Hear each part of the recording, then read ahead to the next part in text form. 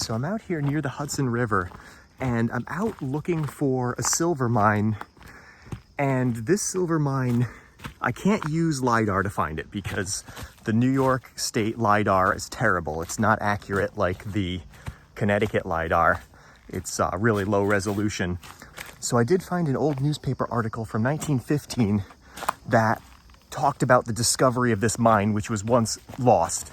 So I have a pretty good idea where to look for it, but the history of the mine is completely non-existent. There's really no information on it whatsoever, but I do know the general history of mining in this area, and it's a very interesting history with lots of interesting people. The person that comes to mind as the operator of this mine is Samson Simpson, and he was a wealthy New York merchant who in the mid 1700s started buying up shares of all the silver mines in New York, Massachusetts, and Connecticut. And he operated mines all over the tri-state area. So I believe that this mine may have been mined by Samson Simpson because he had a grant for the mining rights for all of Phillipsburg Manor. And I'm actually not sure if we are on what was historically Phillipsburg Manor or not. We might be a little north of it, but I think that anything in this general area he would have gone after. So Phillipsburg Manor was a huge swath of land. I believe it was 50,000 acres, and it was a carryover from the Dutch patroon system, which was land granted by the Dutch West India Company.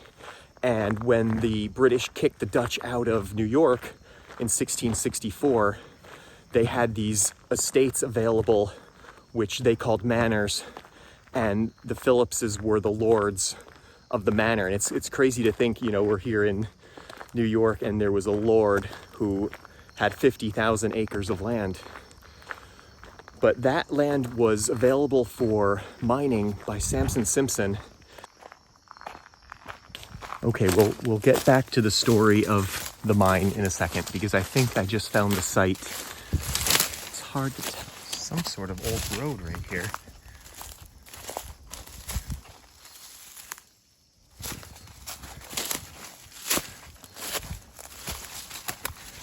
Oh, there's something. Ooh, okay. I think we just found it. Oh, wow. Oh my God. Wow.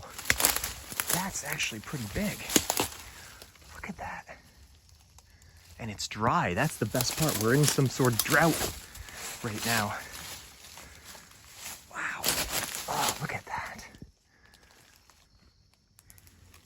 Ooh. Interesting. This looks like it was underwater. Oh, wow. Look at that.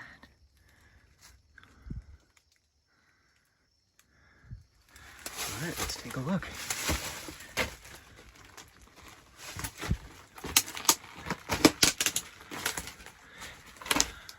Wow.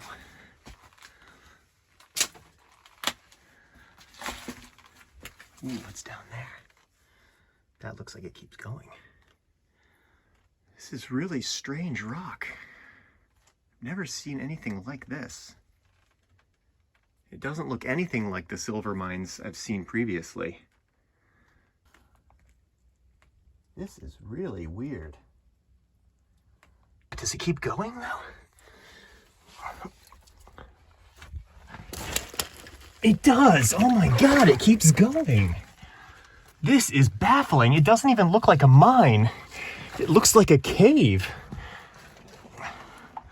There's water under there. Wow. What is this? I don't see any drill marks. But then again, I don't even know if you need to drill and blast to mine this. God, does it keep going? Looks like it ends. Let's see what's in there. Oh, there's a bottle in here. There's an old bottle. Wow. Oh my God, I just put my hand through the floor. It's like a hollow crust. deep is that? That's not that deep. That's pretty shallow. Okay, so if I fall through, not going into deep water. Wow. Does it end though? I can't even tell. Whoa, oh, knee just went through. Oh, I think it ends, but I think it keeps going, but the sediment, really can't imagine this being a silver mine. It just doesn't make any sense. It's just a hanging pointy rock right there. That's weird.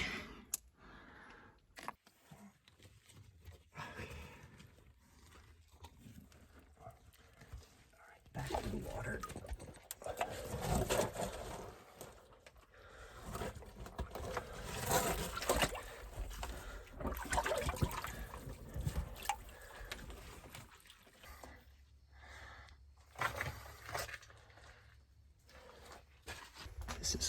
This is a weird one.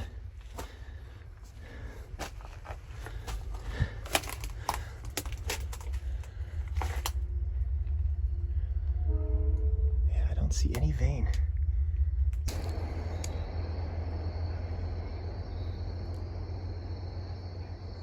Might have found another one. Let's see what this is. Right under a stump. Ooh. Completely rotted. Let's take a look in. Ooh, I think it goes.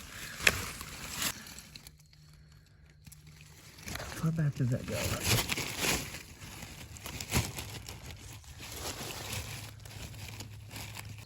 What a neat entrance though, right under that tree. So that was an interesting find, but there wasn't any metallic vein of silver that I could find.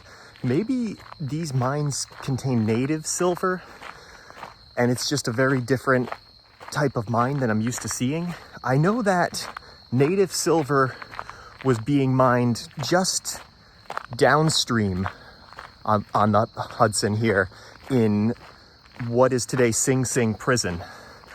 And it was also another one of Samson Simpson's mines. And it was being operated by a British Army colonel, Colonel James. And that's the interesting thing about Samson Simpson. He had a lot of interesting connections. There's one story where Benjamin Franklin actually facilitated the sale of a silver mine to a British general, General Monckton, who was actually the second in command at the Battle of Quebec. The most famous painting of the French and Indian War, The Death of General Wolfe, he was the second in command at that battle. So General Monckton, and he has a town named after him in New Brunswick, Moncton. So Benjamin Franklin facilitated the sale of a silver mine to General Monckton. And the legend goes that Franklin came up to New York to view the silver mine, and this is where it gets weird. So the silver mine was supposedly as rich as the silver mines of Potosi in Bolivia, which definitely isn't true, and it was under the Hudson River. It was underwater, and Franklin had no idea how it would be mined, and I'm not even sure why he came up to view this, but I don't think it's this one. This isn't close enough to the Hudson River. There must be something else that we don't know about. But he somehow facilitated the sale of a silver mine to General Monckton. And so Samson Simpson had mines all over. So here in New York, on Phillipsburg Manor, over in Connecticut, and in Massachusetts. And the craziest thing is the different people involved in the mines, because you have here on the Hudson a British Army colonel, Colonel James, operating a mine at where Sing Sing is now, using the British Army as manpower, the Royal Engineers, or possibly the miners and sappers, I'm not sure which term they used, were operating a silver mine. Colonel James was also operating a silver mine in Connecticut, in Middletown, which Samson Simpson must have been involved in as well, which was confiscated by the Committee on Safety and used for the war effort. You have, on the other hand, in Roxbury, Connecticut, a silver mine that Samson Simpson was part of, being operated by Ethan Allen and Charles Scott. So we all know Ethan Allen's role in the Revolutionary War, and Charles Scott was he was involved in the First Continental Congress. So you have some really interesting people on the American side operating a mine in Roxbury, a silver mine in Roxbury, Connecticut, and then they left Roxbury to go up to Northampton, Massachusetts. The whole lot of them went up to Massachusetts together to mine a lead mine that dated back to Puritan times up in Massachusetts. So, and as the story goes, Ethan Allen was quite a character, and I think there's a story while he was mining up in Massachusetts, which may have still had some kind of puritanical remnants. One of the ministers just scolding him for his dirty jokes and his joking around. So, I mean, these were some real characters, and they were not afraid to risk everything in these mining ventures. And these mines were no joke. I mean, Samson Simpson sent Colonel James back to London during his leave of absence from the army, and to sell some of the shares in the mines all across the tri-state area. And he sold about $1.5 million worth of mining shares while he was in London. But this was in 1771, and by the time anything really happened, there were some turbulent times between England and America, and Simpson never received the money for the mining shares, unfortunately.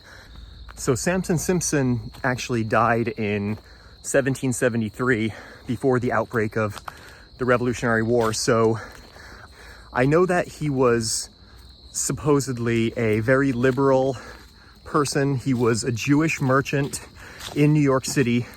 He was one of the founders of the New York Chamber of Commerce. He was certainly an interesting person who had friends on both sides.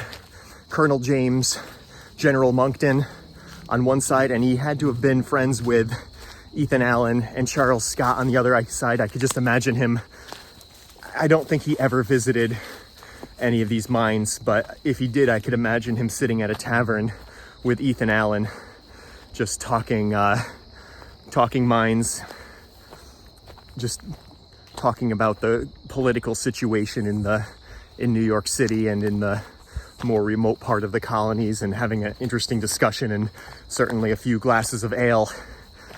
And I bet there were more. I bet there's lots of silver mines out here that we never even knew existed, and maybe they're still out there just waiting to be found.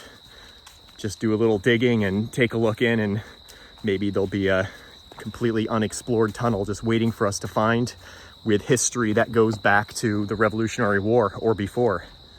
So we'll have to see what we find.